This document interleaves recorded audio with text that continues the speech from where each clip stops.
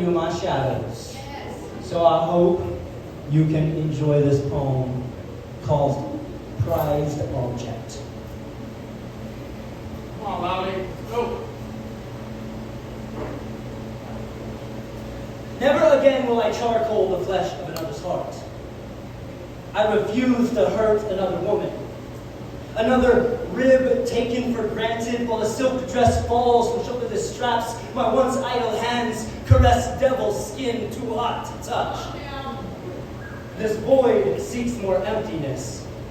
Darkness is my playground while unfulfilling urges palpitate to the surface, not ready for the light of day. Dust settles as the dead skin of my past victims lying in the cemetery of threaded sheets, my room. Turned into a sauna, but my breath exhales with icy chill.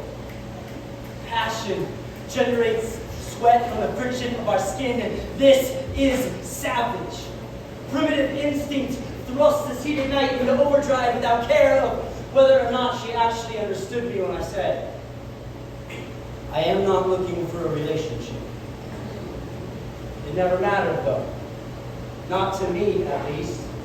I wondered if she could have seen projected, like the rolling film's reel, the played-out scenes of my real intentions. Would she still be cutting frantically at these sheets? Would her screams continue to be in sync with my movements? If she only knew, she was nothing more than a prized object of the night. Why am I asking these questions when I already know the answers? It's so easy to fill pain with pleasurable feelings. I realized I was only cycling pain, but not reciprocating, but rejecting her feelings.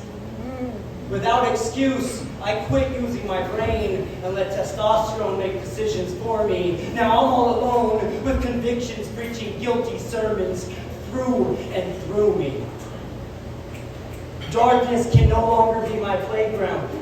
When angels of integrity began cursing with blame, when I realized I used her so badly, I never even listened when I asked her her name. When all along I just wanted to say, I'm sorry. I know this is harsh. I hope you can forgive me. You are just a temporary replacement. You see, my heart is encased with the scars of burnt flesh. I handed it to a human torch.